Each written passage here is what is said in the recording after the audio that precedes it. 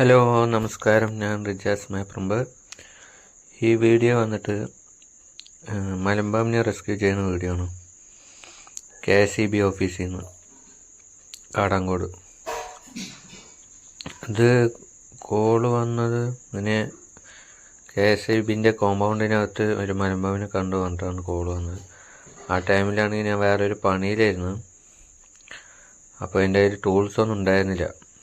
പിന്നെ മലമ്പാമ്പിനെ മലമ്പാമ്പ് പറ്റേ പറഞ്ഞിട്ടാണ് ഞാൻ പോയത്. എന്നിട്ട് പോയി കണ്ടു. കുറച്ച് അഗ്രസീവായിരുന്നു, കടിക്കാനൊക്കെ വന്നു.